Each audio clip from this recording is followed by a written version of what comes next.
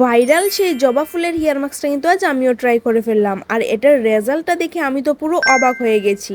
ভিডিওটা পুরো দেখো, না হলে কিন্তু অনেক কিছু মিস করে ফেলবে। হাই এভরিওয়ান, আমি মনীষা। জবা ফুলের হেয়ার মাস্ক কিন্তু আমি অনেককেই ব্যবহার করতে দেখেছি, কিন্তু আজ অবধি আমি ব্যবহার করিনি। তো আজকে ব্যবহার করে তোমাদের আমি বলবো যে এইটার রেজাল্টটা কীরকম। তো এখানে আমি কিছু জবা ফুল নিয়ে নিয়েছি। তো এখানে উপরের অংশটা যে একটা রেণু থাকে ওইটাকে আমি বাদ দিয়ে দিয়েছি। তারপর ভালো করে ধুয়ে আমি জবা ফুলের পাতা, কলি সব কিছু নিয়েছি, কিছু বাদ দিইনি। সব কিছুকে ভালোভাবে ব্লেন্ড করার পর দেখতে কিছুটা এরকম হয়েছে। দেখো দেখো, এটার মানে লুকসের দিকে কিন্তু তোমরা যাবে না, এটা কিন্তু রেজাল্টটা কিন্তু অসাধারণ। তো এখানে আমি অ্যালোভেরা মানে মিক্সড করেছি, অ্যালোভেরার জেল আর অ্যালোভেরার কিছু উপরে যে সবুজ অংশ সেটাও আমি নিয়ে নিয়েছি। তো এখানে ভালোভাবে আমি এইগুলোকে মিক্সড করে এইবার আমি অ্যাপ্লাই করব।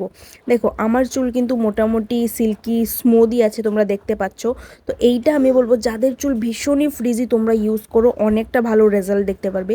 আর তোমরা ভিডিওতে দেখো আমি কিন্তু এটা একদম চুলের গোড়ায়ও লাগিয়েছি, শুধু যে নিচে লাগিয়েছি এরকম না, আমি গোড়া থেকে একদম নিচে অবধি পুরো জায়গায় লাগিয়েছি। তোমরা এটা ভাববে না যে আমি ভিডিওতে বলি কিন্তু আমি নিজে অ্যাপ্লাই করি না, না আমি আগে নিজে অ্যাপ্লাই করি তারপর তোমাদের সাথে আমি শেয়ার করি।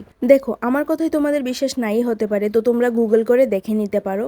তো এখানে আমি পুরো চুলে লাগানোর পর একটু মুখেও লাগিয়েছিলাম। তো তোমাদের বলবো প্যাচ টেস্ট করেই এটা লাগাবে, কারণ আমার মাথার ত্বকে কিছু হয়নি, বাট আমি যখন মুখের ত্বকে লাগালাম তখন একটু চুলকাচ্ছিল। তো তোমাদের বলবো প্যাচ টেস্ট করে নিতে। তো তারপর দেখো আমার চুলটা কতটা সিল্কি স্মুথ লাগছে।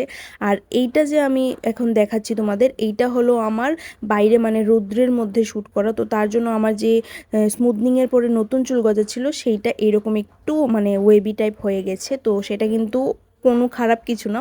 তো ভিডিওটা কেমন লাগলো অবশ্যই বলবে। আজকের জন্য এইটুকু, টাটা।